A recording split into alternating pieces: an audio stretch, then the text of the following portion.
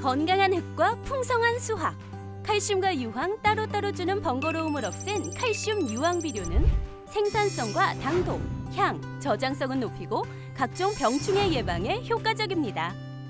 토양에 생명력을 넣어주는 뿌리생은 천연 유기산이 함유되어 뿌리 생육을 촉진하고 각종 병해균과 연작 피해를 줄여줍니다. 남해화학 칼슘 유황 비료와 뿌리생. 이젠 선택이 아닌 필수입니다. 여러분 안녕하십니까? NBS 뉴스 24입니다. 정부가 농산물 도매시장 유통구조 개선에 팔을 걷어붙였습니다.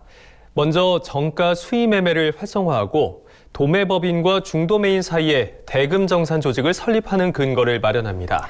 네, 또 농민과 소비자에 미치는 영향을 분석해서 내년 상반기까지 도매시장 유통구조 개선 방안을 마련한다고 밝혔습니다. 김인경 기자가 보도합니다. 농림축산식품부가 농산물 도매시장 유통구조 개선을 추진합니다. 이를 위해 농식품부는 지난달부터 도매시장 유통개선 협의체를 구성해 개선 방안에 대한 본격적인 논의에 착수했습니다. 협의체에는 서울시와 서울시 농수산식품공사, AT, 한국농촌경제연구원 등 관련 기관과 농식품 신유통연구원 등 연구기관, 충남대, 상명대, 순천대 등 학계 전문가가 참여했습니다. 협의체는 논의를 통해 도매시장 유통 개선을 위한 7가지 주요 개선 과제를 선정했습니다. 먼저 도매법인의 재지정 요건을 강화하고 사회적 공헌 평가 기준을 높이는 겁니다. 기존 도매법인들이 공정한 경쟁 체제에 놓여 있지 않다는 비판이 제기된 데 따른 겁니다. 출하자 지원, 도매유통 개선 실적 등 사회적 공헌에 대한 평가 기준을 상향해서 기존 법인들의 공익적 역할을 확대할 방침입니다. 또 경매사 업무에 정가 수의 매매를 추가하고 도매법인이 전담 경매사를 지정하도록 의무화합니다. 정가 수의 매매를 활성화하기 위해서입니다. 정가 수의 매매는 경매보다 가격 변동폭이 적기 때문에 도매시장에선 경매를 보완하는 거래 방식으로 자리 잡았는데 이를 더욱 활성화해서 농산물 가격 안정과 농가 선택권 다양화를 도모하겠다는 겁니다. 도매법인과 중도매인 사이 대금 정산 조직을 설립하고 지원하는 근거도 마련합니다. 중도매인의 경매 참여를 활성화하고 대금 정산의 안전성을 높이기 위해서입니다. 지금은 사실상 도매법인에 소속된 중도매인만 해당 법인 경매에 참여할 수 있지만 시장 내 다른 법인의 경매에도 참여할 수 있도록 경계를 허문다는 방침입니다. 또 전자경매 진행 방식과 응찰자 정보 미공개 등에 대해 현장 실태 조사에 나서고 불법 장외 거래나 기록 상장, 다시 말해 중도매인이 산지에서 직접 매수한 뒤 경매를 통한 매수로 기록하는 등의 불법 거래를 일제 조사할 계획입니다. 아울러 가락시장 기준 가격이 민간 거래 가격에 미치는 영향을 분석해 개선안을 살피고 비대면 시대에 발맞춰 도매법인의 온라인 경매 거래 품목도 늘릴 계획입니다. 이에 더해 서울 강서 도매시장에서 운영되고 있는 시장 도매인제의 운영 실태와 거래 현황을 분석해서 제도 활성화를 위한 개선 방안을 마련할 방침입니다. 농식품부는 특히 정가 수의 매매 활성화와 도매법인 중도매인 간 대금 정산 조직 설립에 대해선 입법화를 진행할 계획이라고 밝혔습니다. 대금 정산 조직은 이거는 설립할 수 있는 근거하고 설립을 하면 정부가 지원할 수 있는 융자 지원이나 이런 지원 근거를 마련하는 거고 경매사 업무가 무엇을 해야 되는지가 법에 규정이 되어 있는데 그 중에 이제 업무를 추가를 해주는 거죠. 농식품부는 주요 개선 과제에 대해 농업인과 소비자에 미치는 영향을 면밀히 분석한 다음 내년 상반기까지 도매시장 유통구조 개선 방안을 마련할 계획이라고 밝혔습니다. NBS 뉴스 김인경입니다. 국내산 돼지고기 뒷다리살 소비 침체의 골이 깊어지고 있습니다. 만성 소비 부진에다 최근 코로나19 3차 대유행의 충격파까지 더해져 재고 물량이 산더미처럼 쌓여가고 있는데요. 생산자 단체는 돼지 뒷다리살 처리를 위해 구매 비축 물량을 대폭 늘리는 등 자구책 마련에 안간힘을 쏟고 있습니다. 김하은 기자가 보도합니다. 고이 식습관 문화가 활성화된 우리나라. 삼겹살, 목살에 비해 뒷다리살은 비선호 부위로 만성 소비 부진에 시달리고 있지만 특히나 올해 상황은 더 심각했습니다. 코로나19 여파로 주 판매처인 학교 급식과 외식 업체로의 공급이 줄어들었기 때문입니다. 올 초부터 이어져 오던 돼지고기 뒷다리살 적체 문제는 하반기에도 해결될 기미가 보이지 않고 있습니다. 올 6월 이후 조사된 후지 재고량을 보면 평균 4만 2천 톤을 웃돌고 있고 지난해 같은 기간에 비해 2배 이상 쌓인 적체 문제는 계속되고 있습니다. 한국육류유통수출협회에 따르면 올해 10월 기준 돼지고기 뒷다리살 재고는 3만 8천 톤으로 조사됐습니다.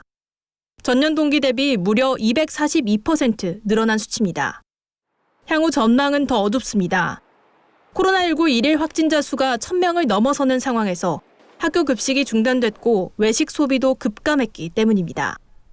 코로나가 방역이 단계가 강화되고 그러면은 사람들의 이동도 많이 줄어들고 그리고 외식이라든가 학교 급식이라든가 단체 급식 쪽에서 소비가 많이 위축될 경우에는 뒷다리 재고가 앞으로도 계속 늘어나지 않을까 이렇게 예상을 하고 있습니다.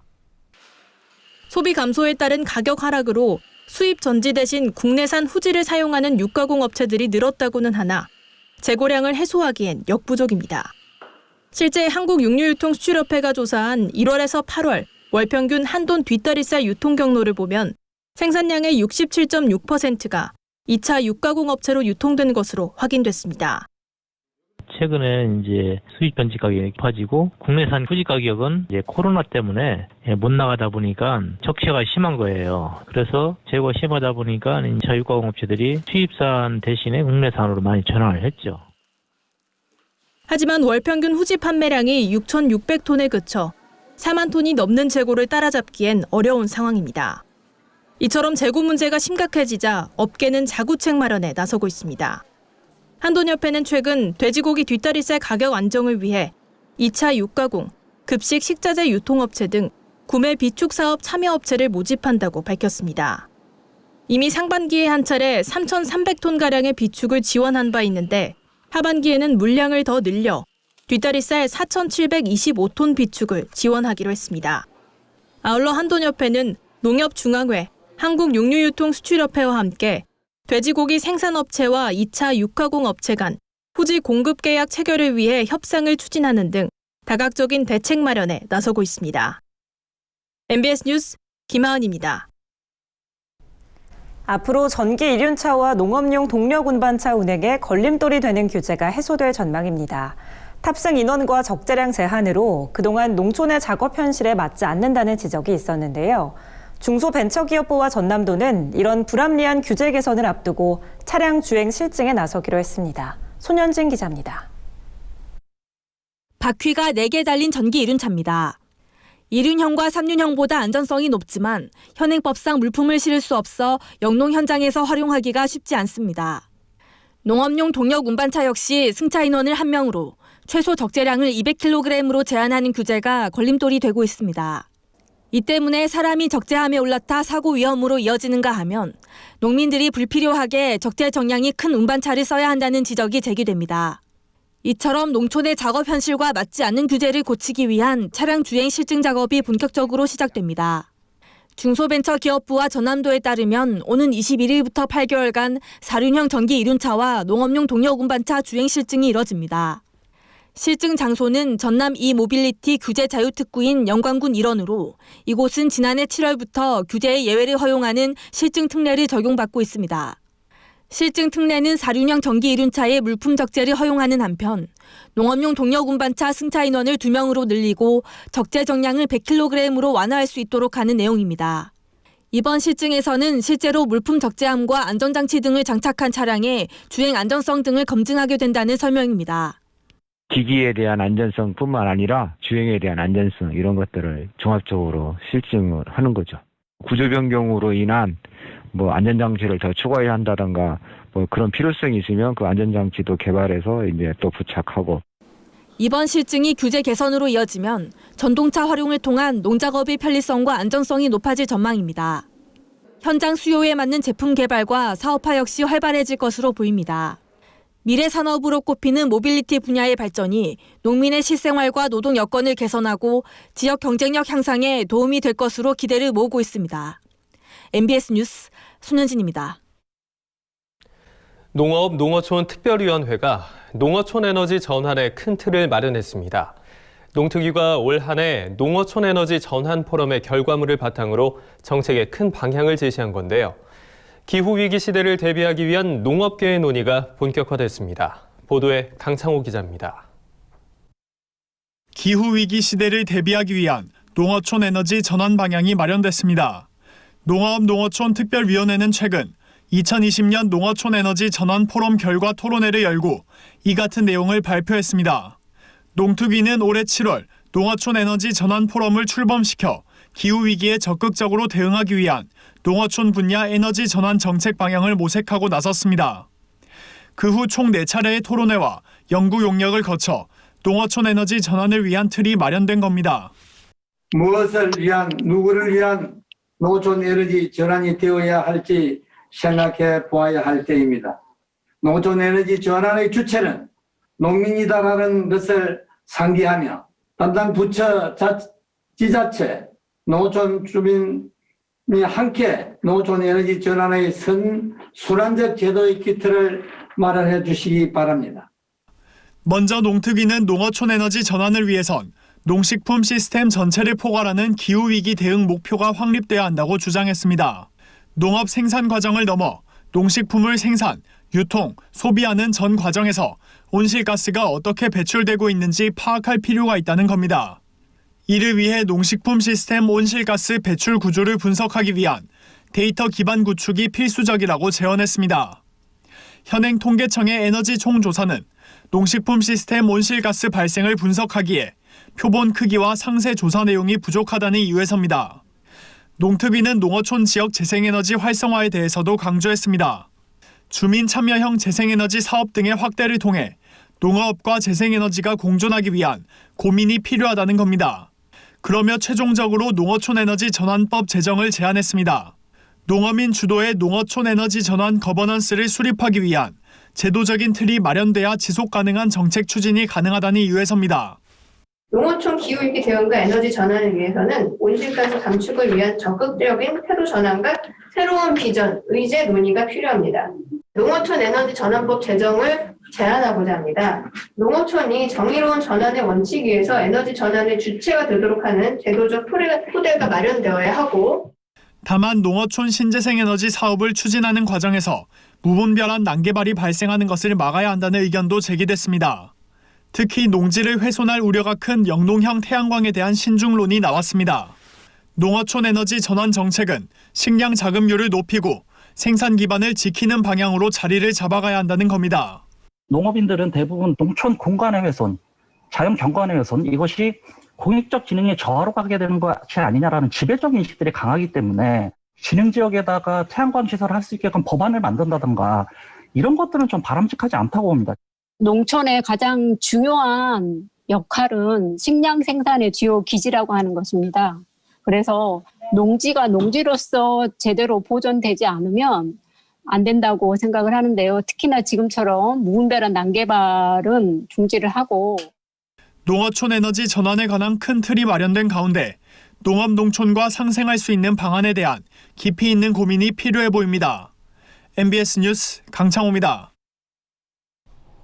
조만간 표고버섯 재배도 자동화 대량 생산이 가능해질 전망입니다. 재배에 많은 시간과 손길을 필요로 하다 보니 그동안 규모화가 어려웠는데요. 최근 경상남도 농업기술원에서 플라스틱병 재배용 표고버섯 개발에 성공해 눈길을 끌고 있습니다. 남수지 기자가 보도합니다. 향이 풍부하고 식감이 좋아 우리 식탁에서 자주 볼 수 있는 표고버섯. 1920년대 후반부터 국내 표고버섯은 참나무를 이용한 원목 재배로 생산되고 있습니다. 하지만 원목 가격 상승과 재배 기간이 오래 걸리는 탓에 90년대 중반부터 톱밥 배지를 이용한 봉지 재배 방식이 국내에 도입됐습니다. 봉지 재배의 경우 원목 재배보다 재배 기간은 짧지만 비닐 제거, 침수 등 여러 과정에서 많은 노동력이 필요한 단점이 있습니다. 봉지 재배에 사용하는 톱밥 배지도 대부분 중국 수입에 의존하고 있어 문제입니다. 중국으로부터의 배지 수입량을 살펴보면 지난 2015년에는 36,285톤, 2019년에는 42,702톤으로 점점 증가하는 추세입니다.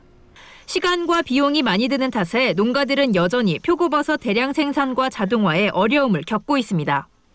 그래서 아직도 여전히 이제 중국으로부터 배지가 많이 들어오는 게 있고, 또 국내에서 배지를 공급하더라도 그 배지 값이라는 게 어느 정도 있기 때문에 농가로 봐서는 그 배지 값이 제일 큰 비용을 차지하는 거죠. 표고 농사를 짓는다고 했을 때.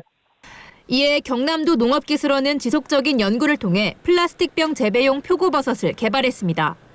도 농기원은 최근 재배 기간이 60일을 내외로 단축된 고품질 표고버섯 균주를 육성해 최근 특허 출원을 마쳤다고 밝혔습니다. 농기원은 많은 노동력과 긴 재배 기간을 필요로 했던 표고버섯 재배에도 변화의 바람이 불 것으로 보고 있습니다. 병 재배를 통해 연중 안정적인 생산 형태로 표고버섯을 재배함으로써 자동화 대량 생산을 이뤄나갈 수 있다는 겁니다. 병 재배를 하게 되면 사실 자동화는 당연히 되는 거고요. 1년 365일 이제 생산을 할 수 있게끔 되기 때문에 규모화가 가능한 거죠. 노동력이 부족한 상황에서는 자동화 쪽으로 가는 게 농업도 현실이니까 기존 그 원목 재배 방식과 봉지 재배 방식과 비교를 해보면 경쟁력은 충분히 있을 것이다. 플라스틱병 표고버섯 재배가 본격화되면 국내 소비 확대와 수출 활성화에 기여해 농가 소득 제고에 큰 역할을 할 것으로 기대됩니다. MBS 뉴스 남수지입니다. 다음은 간추린 뉴스입니다. 산업통상자원부가 올해 국내산 석탄과 연탄 가격을 동결하겠다고 밝혔습니다. 이에 따라 올해 정부 고시 가격이 석탄 4급 기준 1톤당 18만 6,540원이며 연탄은 공장 도매 가격 기준 한 장당 639원으로 지난해와 같습니다. 정부는 석탄과 연탄의 가격 현실화를 위해 2016년부터 3년간 가격을 인상해왔으나 서민 난방비 부담을 고려해 작년에 이어 올해도 가격 동결을 결정했습니다. 아울러 올해 저소득층에게 지급되는 연탄 쿠폰은 지난해 40만 6천 원보다 증가한 가구당 47만 2천 원이 지원됩니다. 전라남도가 영암에서 발생한 고병원성 조류 인플루엔자가 나주와 장성 등 5개 오리 농장에서 추가 발생함에 따라 확산 방지를 위한 선제적 대응에 나섰습니다. 이에 따라 전남도는 가축, 사료, 분뇨, 퇴비, 완교의 운반 차량과 방역 차량을 제외한 모든 차량을 대상으로 가금 농장 출입을 금지하는 행정명령을 발령했습니다. 특히 도내 오리 농장에 161개소의 통제 초소를 설치해 사료 운송차 등 농장으로 진입한 차량에 대해 소독 필증 확인과 추가 소독을 실시하며 대응을 강화했습니다. 농림축산식품부 주관 2021년 조사료 가공시설 지원사업 공모에 울산축협의 TMR 가공공장 신설 사업이 선정돼 국비 9억 원을 확보했다고 울산시가 최근 밝혔습니다. TMR 가공공장은 조사료와 농후사료 등 여러 종류의 사료를 혼합 제조 및 생산하는 시설로 울산축협이 울주군 내 부지를 확보하고 사업비 45억 원을 투입해 오는 2022년까지 신축할 예정입니다. 울산축협은 이 시설을 통해 연간 12,000톤에 달하는 양질의 사료를 생산 공급하겠다는 계획입니다.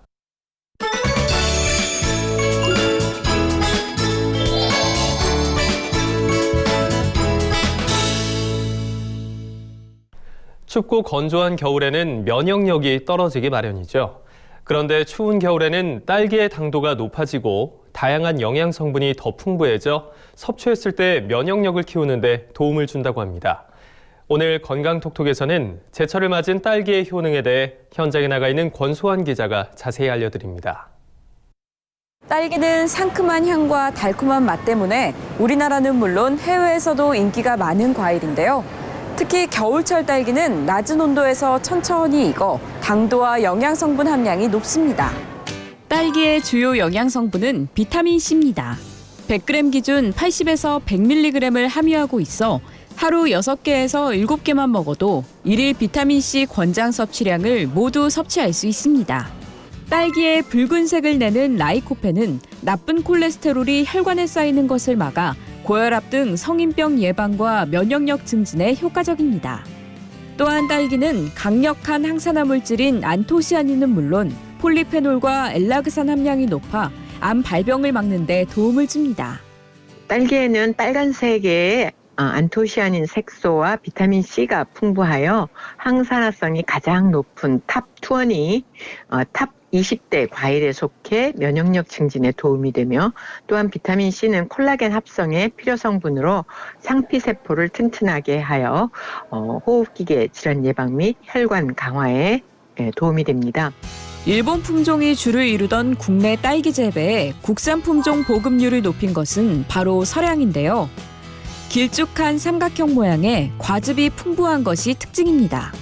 또 주먹만한 크기의 은은한 복숭아 향이 나는 킹스베리와 일명 대왕 딸기라 불리는 아리앙은 고당도 딸기로 유명합니다.